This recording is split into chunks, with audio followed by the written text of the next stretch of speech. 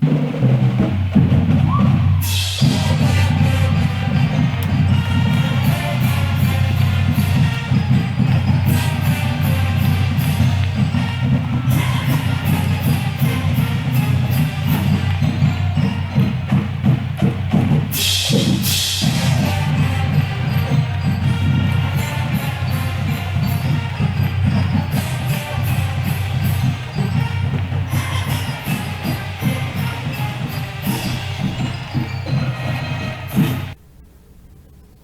happy Memorial Day and welcome into the Brownwood Lions Coaches Show. On this Monday, we are joined by Brownwood Lions head football coach, athletic director Sammy Burnett.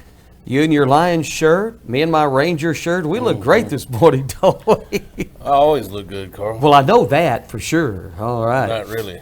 Hey. And I'd like to follow it up, yes, happy Memorial Day to everyone out there. Yeah, let's not forget the reason we have Memorial Day. We salute, honor those who have paid that ultimate sacrifice for our freedoms. Amen. I've had those in my family, and we appreciate all of your service for sure.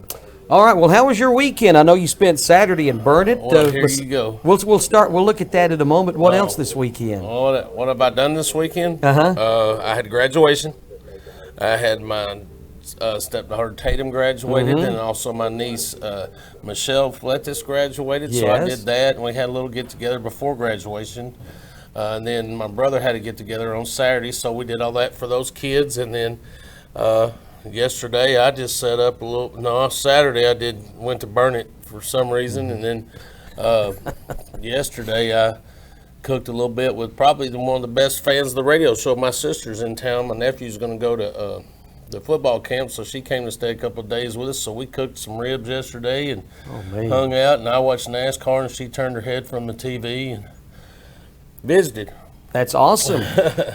I know Hardy did invite me Saturday to your little get-together, and I went out of town for a little bit, but that was really nice, and I know y'all had a good time celebrating those graduations. Well, he had some good food. I mean, my sister-in-law is from Costa Rica, as everyone knows, and she made carnitas that were absolutely amazing. And I don't know how she does it, but she makes rice, and it's just phenomenal. I've never had any rice that good. I mean, you got to eat that, and then Hardy did a bunch of chickens and some wings and things like that, and there's a lot of good people there, and we had a good time. You did bring Derek and I a little care package. Thank you so much for that. You're quite welcome. I hope you like it. I can't wait to get it. Oh, shoot, are you kidding? That's my lunch right there. Good. Absolutely. There's plenty, so. Well, you spent Saturday in Burnett, and I spent Saturday at the newly renovated Rolling Oaks Golf Course in Rising Star. We got to go play up there sometime. We got some golf. I'm playing Tuesday afternoon with a buddy of mine in a scramble. Are you really? At Rising Star? At Rising Star. Yeah, they do that every Tuesday. I hadn't played there since I was in high school, probably a little out of high school, so Paul asked me to go, so I'm going. Hey, it's a nice course. That's what I hear. Yeah, it's beautiful out there. Well, I'm going to be there. All right, well, you'll enjoy that. I'm trying to get Derek to go sometime. He used to play out there. If y'all go, can we tee off before y'all, so we get our round in before the evening? We won't slow you down? Yeah. But they're good people. Skylar and David Evans now own it, and they've done a great job with the course. I'm excited to go there and see it. It's been a long time. Well, good. Let me know how you do. Those trees are probably a little bigger than they were last time. The trees are beautiful. They're green. The greens are green. I bet it's been 30 years. Oh, man. It may be 30, 32 years, something like that. I was either 18, 19, somewhere in there last time I played it. Yeah, the course opened in the early 90s, so you probably played after it opened. Well, if it opened in the early 90s, I was about 21, yeah. Well, let me know how you do tomorrow. Can I just give you a report on the golf course, not how I play? Yes, you may do that. Okay, I'll do it. All right. Well, it's certainly good to see you, and you did spend some time in Burnett, Little Brownwood 7-on-7. We've already qualified for the state tournament, and I know offensively things didn't go great for the Lions. Kind of give me your assessment here, if you don't mind. I don't know. I hate to harp on it, but I mean, it just is what it's 7-on-7. I mean, we defensively, I thought we played well. I mean, I think we had probably six scores, something like that, of 23 to 25 possessions. Wow. In 7-on-7 for your defense to do that, you should win every game that you play, no doubt. And we didn't. We lost everyone we played on Friday, and it's simply because either and I'm not going to blame my set. I've reflected back on it. It's not that we're not very good. It's just 7-on-7, and people just do not understand that. Some days you're clicking, some days you're not. There's a time clock that goes on that. By the time you read your progressions, you can get a 4-second call, things like that. We had several of those. We had many drop balls that were touchdowns. We had poor execution. You know, everyone wants to look back and blame your quarterback. Well, I'll tell you this. I got on the I call after that first game, pretty good. I mean, I got on him pretty good, and he's got to understand that's the position that I coach the most, and that's the one I hold accountable always. He's in the hot seat always. You know, he's the man right now, and you know what he did? He responded. It doesn't show on the scoreboard, but he responded in the way I asked him to those second and third games. Then all of a sudden we had the yips and started dropping the ball. He threw 3 balls on a dime in that second game that should have been caught for touchdowns and were dropped by multiple players. So, wow. You can't sit there and point your finger at one. It takes us all. But after we were done for the day, the positive thing for me was I told him, I said, you responded to everything I asked you to respond with, and that's growth. And he's going to be dynamic. There's no doubt about it. But like I said, we stumped our toe, and that's on us. And like I said, you can't point the finger at one. It took us all, and it was all of us. We were pitiful on offense. All right.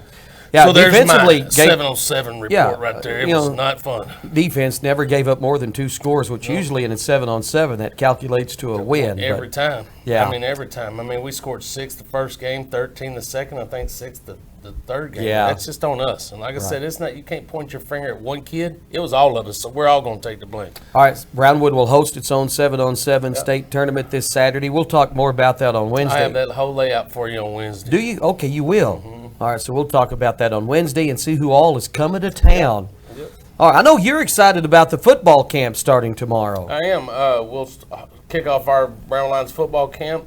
It's going to be at 8:30. Our first session will be kindergarten through 6. That's 8:30 to 10 at Gordonwood Stadium. Our second session is 4th through 6th grade, and that's 10 to 11:30. And then our 7 through 8 is 11:30 to 1, and that's incoming. So incoming K through 3, incoming 4 through 6, and incoming 7th and 8th graders. And then we'll do that Tuesday, Wednesday, and Thursday. Every day's a little bit different. Got a little. We always put something new every day to keep the kids excited. Based on age, you know, the younger ones, we try to teach them one thing they can take with them. Number one thing I want them taught is to have fun when they're out there playing football. I mean, it's a game, and I want it to be fun for them, so we try to instill fun early with them. As we get older with those kids, the middle-aged kids, those 4th and 6th graders, we try to teach them, you know, how to catch a ball, how to hold their hands, maybe how to grip a football. It may not be something you can see big, but whatever position that they're in, and those coaches that are out there, our offensive line coach is going to be coaching O-linemen. You know, our receivers coach is going to be coaching receivers. We're trying to give them one thing that they can use to take into their flag football league, or if they're playing youth football, or if they're going into junior high, whatever, that they can use to help them. And of course, those 7th and 8th graders coming in, we try to teach them a couple of plays, either our base defense, how to line up to our base defense, and then maybe a couple of plays. So we're trying to give them a little advantage in those 3 days before they kick off their junior high season. So it's going to be fun. It's going to be warm. It's probably be windy, but we're going to have fun out there. So at the same time, we got our girls Lady Lions basketball camp going on in the gym at Warren Gym. And session 1 is 2nd through 5th graders, and that's 9 to 11. And session 2 is 6th through 9th graders, and that's 1 to 3. Still have an opportunity to go to those camps if you'd like. Can you show up and register your kid tomorrow morning? You sure can. Be my guest. Ms. Haas will be at the football stadium registering kids early, and then we'll have someone able to register basketball as well. So come on out. You got a niece or a nephew or a grandkid in town that you want something to do, bring them out and let them be a part of what's going on. It's a fun time for all. Yeah, and Heather Hortz will be there, I'm told, she even will. though she's due next Monday. She's due the 6th. Yeah. Derek said the 3rd. Derek said she saw her at graduation. You may have seen her too. Yeah. She's ready. But she will be at basketball camp. She's trying to look like me. That's what I told her. So you trying to look like me? Hey, you talked to football camp. We're talking about maybe coming out tomorrow, do our live Taco Tuesday from out there. Would that be okay? Oh, that'd be awesome. Would you be able to talk with us? And maybe a couple other coaches? I get freed up to do what I want, so okay. I get to mingle around and talk to all kids and try to help them. Like Great. It's fine. I go around with the little ones. Sometimes they haven't been outside enough and it's hot or whatever, so I sort of facilitate them a little bit and let those coaches do the thing. So all right. We may see you tomorrow morning bet. about 9:30. Do some live Field video. goal things. He tried to do that one day. I ain't trying that in front of a crowd, okay? We'll get it. We'll get people. We'll get an audience. We'll get the clock on, set it on 4 seconds, and run that thing down. Play the fight song. Yeah, thanks. We can do that. Let's get Matt out there. He can kick it. Yeah, he sure can. He sure can. Yeah, all right. Up on the goal line and let him kick it. Oh, man. 2-yard field goal attempt. No good. No good. Short and low. Win. For the win. I Barely used got to it get- off the tee. I used to could kick that. I guess I'm getting old or something. I think you just missed it because I really think you can kick it. I have. I was surprised I couldn't. That really shocked can't. me. You just missed it. You know, whoops. It happens to the best of us. You know, when you get this age, you still think you can do things you did when you were 25. What age is that, Carl? Well, it's about to advance even further here in about a month and a half. We gotta have him birthday party. Another 60-candle birthday cake. Nice. I nearly burnt down the building last year. Yep. Oh, my gosh. You got one coming up, too. Nope. February. You just had one, didn't you? February. The older you get, the faster they seem to come around. They That's really for sure. do. And Derek just had one, too. Derek's doing he's our producer today, by the way. he's So if doing a good anything job goes out wrong, we blame him. All right. He sure is heckling the hound out of us. He loves heckling us.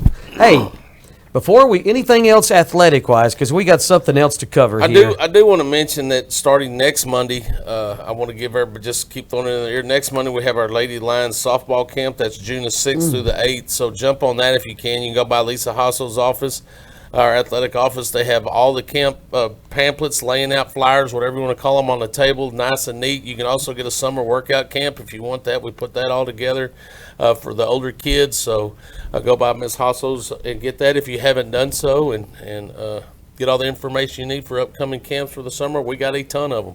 Yeah, you do. And then also you can get a strength and conditioning schedule if you want that as well. All right, anything new on the coaching front? I know one time you said you were trying to add a couple of positions, maybe. Well, we were able to hire Ryan Jackson, who's going to coach receivers for us. He's going to do special teams, and he's going to be the head coach. He's head track coach. Sorry, he's coming from Odessa. He's been the head track coach there. He's been receivers coach, offensive guy over there. Really excited about him. He's good friends with Dexter Nard, who is now our offensive coordinator, who's doing an outstanding job. You know, I feel sorry for the offensive guys because I've been an offensive guy and a defensive guy, and it just so happens that later in my career, I became an offensive guy again. So I started on the offensive side, went to the defensive side. Now I'm back on the offensive side. So I feel sorry for them because they always have to ask me or whatever. And I try not to get it that way. But, I mean, Dex has done an amazing job of taking off and running with it. He passes everything by me, and I do the best I can to let him know I trust him in what he's doing. I like to see it just so I'm informed, but it doesn't mean that he always has to get my approval. I trust him, or I wouldn't put him in that position. He's going to do things that are going to be good for our kids. He called the plays on the JV last year, and if you saw any JV games, he did a great job of it. I mean, he's a screen-throwing jack, and how it's crazy how good those JV teams get at throwing screens. It's happened to me in the past. They have a little bit more time to be isolated in what they do. But I'm excited for that. I want us to be able to throw screens better than we threw them last year. So he's going to do a great job. And then we hired Caleb Hill, who's quarterback at Brenham in high school. He played for Coach Mauser and Coach Harris. He's going to come in and coach our quarterbacks. He works with Alan Wardis at Air It Out camps on his free time and teaches kids how to play quarterback. I just feel that we're blessed to have him because we're going to have an Air It Out guy at our house every day. So our guys are going to get camp work daily, not just once or twice a year. So I'm really pleased to have him. Young guy, going to be a presence for us, very knowledgeable at what he does. He's also an outstanding baseball coach, so he's going to fill in the spot for Coach Mauser, who's departing. It's sad for us. Me and Coach Mauser are good friends. He's made so many friends in this community. People are going to be sad to see him go, but he had a dream a long time ago to go work with his best friend, and they made a pact that if one of them got a head job, the other one was going to go work for him regardless. And Mike Adams, who Brett worked with for many years, just got the head job at Giddens. And, of course, I was gone to the state track meet and found that out. When I got home, I went and said something to him, and he's like, "How did you know?" He called. I said, "Coach, I know. everybody knew that was going to happen. Yeah. Well, they gave him a packet that they couldn't turn down, and Brett's going to go be the defensive coordinator at Giddens, and we're going to miss him. So I'm working diligently to fill that spot.